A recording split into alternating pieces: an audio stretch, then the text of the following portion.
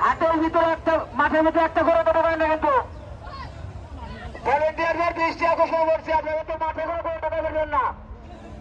দ্রুত